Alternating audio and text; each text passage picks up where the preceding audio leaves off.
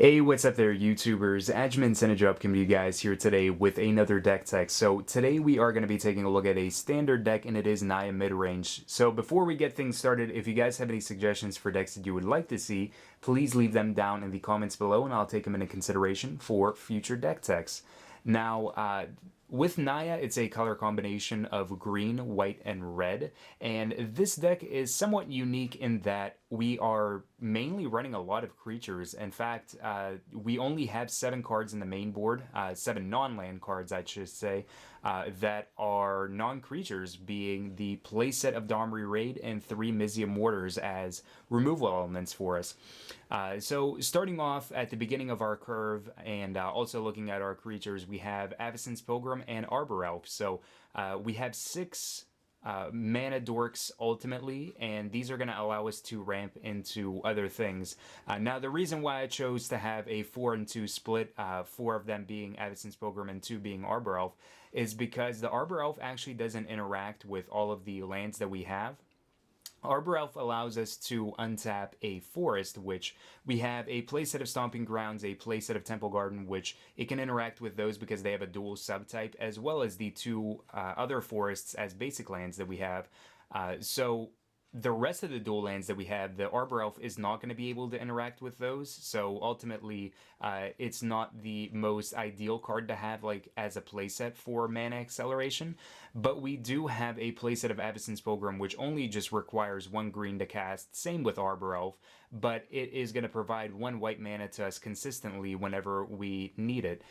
So with Avacyn's Pilgrim and the Arbor Elf, that's going to allow us to play earlier things like a turn 2 Loxodon Smiter or Boros Reckoner, but ultimately play things like Thundermaw Hellkite a turn earlier, which could definitely give us a pretty big advantage over our opponent. So moving forward, we have our Loxodon Smiter, which is a 4/4 for 3. It can't be countered, and if a spell or an ability that an opponent controls causes us to discard him, he's actually put onto the battlefield instead of our graveyard. So with Loxodon Smiter, he's really awesome against the flash variants and the control decks just because they can't counter him, but he's also pretty good up against the Jund midrange matchup just because they run Rakdos' Return, and pretty much any other deck that's running Rakdos' Return is going to be awesome for us just because if they happen to use that spell on us, we get the advantage of being able to put our Loxodon Smiter onto the battlefield instead of putting him into our grave if we happen to have him still in our hand. So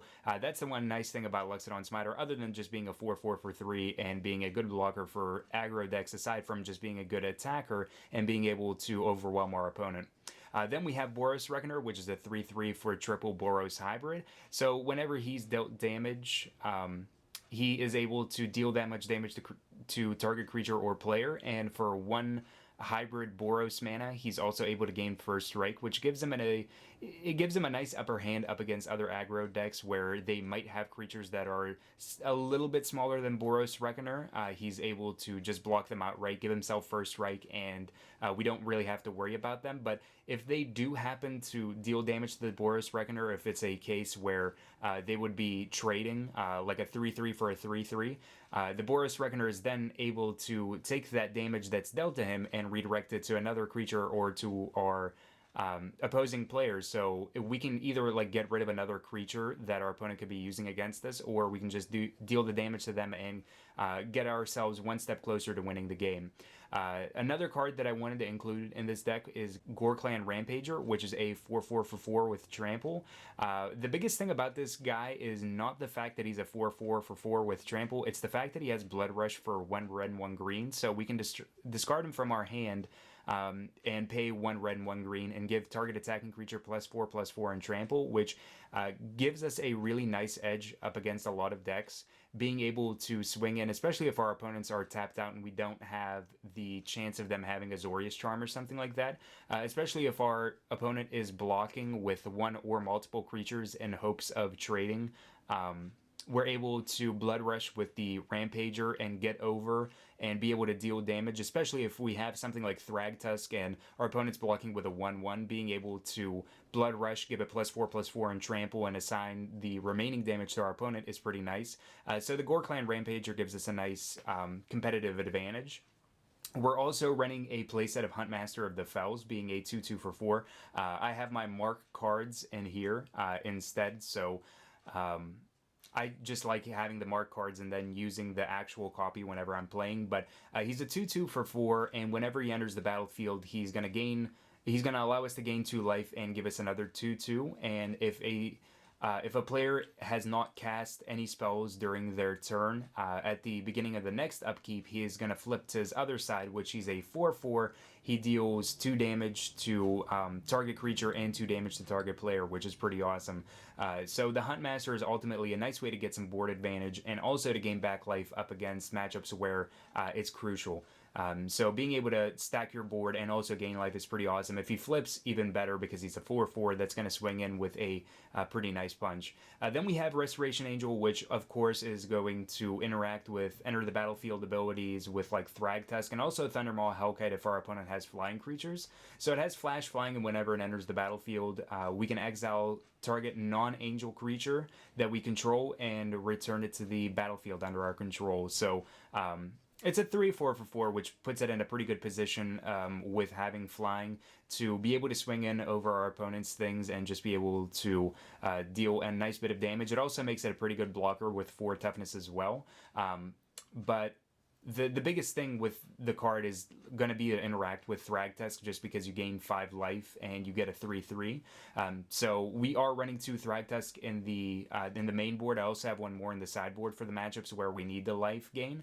So he's a 5/3 for 5. He gains 5 life when he enters the battlefield, and whenever he leaves the battlefield, we get the 3/3. So we at least get to stack the board whenever he's going to be trading our opponents with our opponent's creatures, or if we're blinking him with the Restoration Angel. And then we have 2 Thundermaw Hellkite, like I mentioned before, where he's a 5/5 for 5 with flying and haste, and whenever he enters the battlefield, he deals 1 damage to each creature with flying that our opponent controls, and we get to tap down those creatures.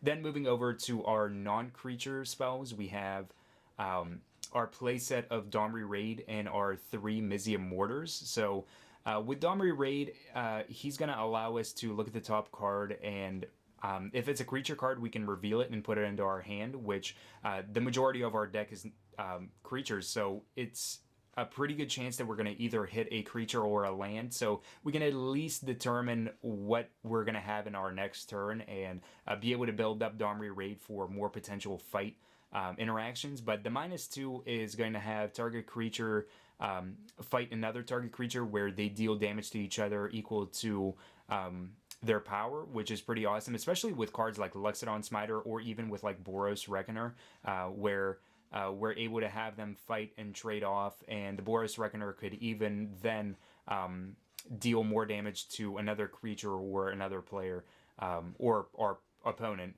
being the other player. So Domri Rade is awesome for that. I don't really get to use the -7 very often, but the -7 is pretty awesome, giving creatures that we control double strike, trample, hexproof, and haste, which is pretty awesome. And it's permanent because it's an emblem. And then we have the 3 Mizzium Mortars, which deals 4 damage to target creature we don't control and has an overload for 6, which can wipe the board if we needed to. Other than that, the mana base is pretty straightforward. We have a playset of Stomping Grounds, Temple Garden, Sacred Foundry, Clifftop Retreat, and Rootbound Crag. 3 sets of shocks, and then 2 sets of the core set duels, which how I like to call them, which I consider the Clifftop Retreat like another one of those core set duels, because it has the exact same interaction as Rootbound Crag and all the other dual lands from the core sets. But with Clifftop Retreat and Rootbound Crag, those are going to interact with our basic lands, which are our 2 forests and 1 mountain, as well as the shock lands that we have because they bear a dual subtype. So there's that, and then we have our 2 utility lands, being 1 Gavony Township and 1 Kessig Wolf Run. So the Gavony Township is going to allow us to make our creatures bigger, especially in the matchups where our opponent's going to be playing with a lot of creatures as well, and even in the mid-range matchups where we can just get our creatures to be a little bit bigger, and then we have a pretty good board state where our opponent's not really going to be able to swing in because we have bigger creatures than they do, and we ultimately can just get rid of them if we want to block.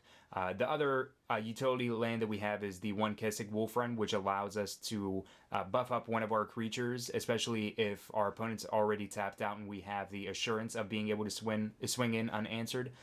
The Kessig Wolf Run is going to allow our creature to gain +X/+0 and trample, which again, like the scenario that I pointed out with Ghor-Clan Rampager, with them being able to give trample, there's also that same interaction where if your opponent has like a 1/1 and you have like a 5/3 Thragtusk, being able to pump up with Kessig Wolf Run and get the remaining damage over and dealt to your opponent is pretty important. So that's all the stuff that we have for the main board here. Now let's go and take a look at the sideboard elements that we have in this deck.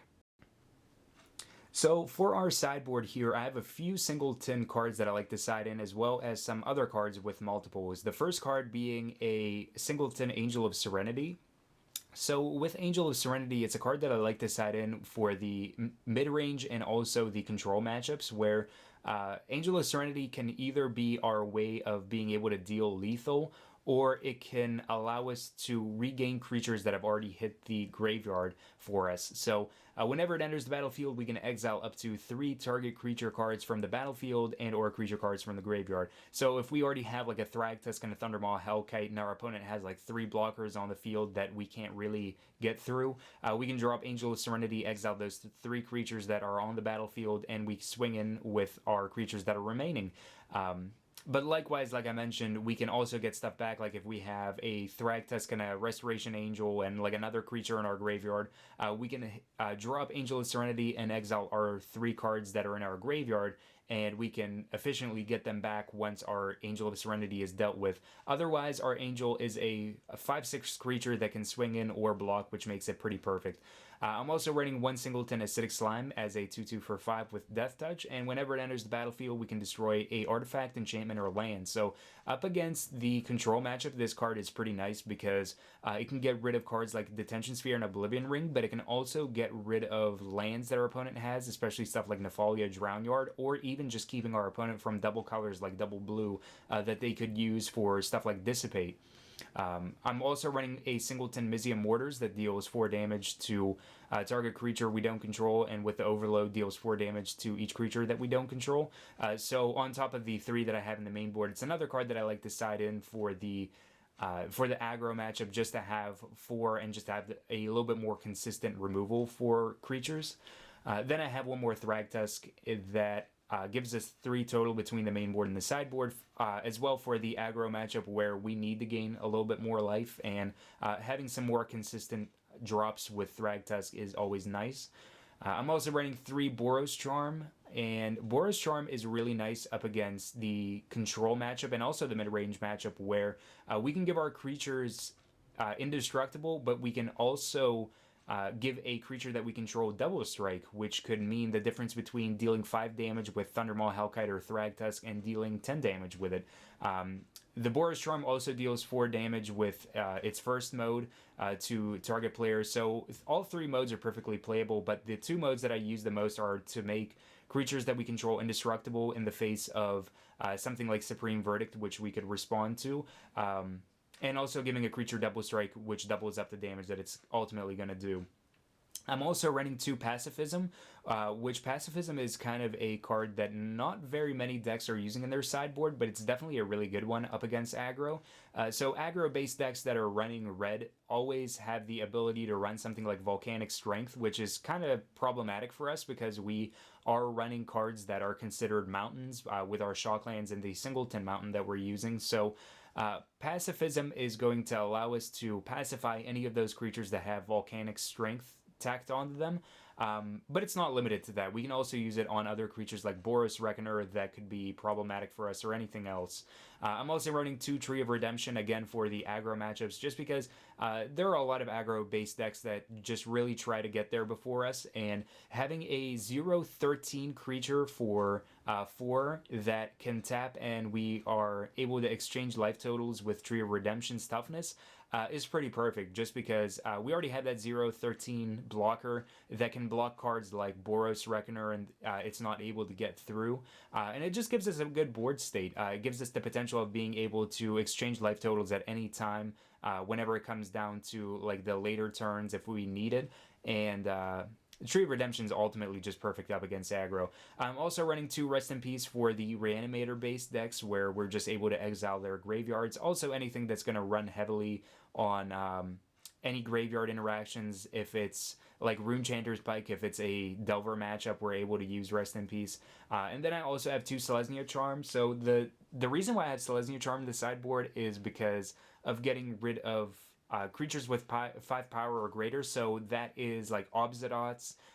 Also in the Aristocrats matchup where they have Falkenroth Aristocrat, if they are able to sack a human and pump the Aristocrat once to be a 5/2, we're able to use Selesnya Charm on it and get rid of it. So it's pretty good for that. It also lets us get rid of any other cards like Thragtusks or opposing Thundermaw Hellkites, even though Thundermaw hasn't been as huge as it was in earlier in the season for the Gatecrash season of Standard, but Selesnya Charm lets us get rid of any creatures with 5 power or greater. It also lets us pump one of our creatures to be 2 power and toughness greater and also have trample, or we can make it 2/2, which is something that I don't do as often. But that's the sideboard that I have for this deck, and ultimately the Naya Midrange deck that I'm using for Standard. So hopefully you guys enjoyed this deck. If you guys have any suggestions for decks that you would like to see, please leave them down in the comments below. And remember to like, favorite, and subscribe.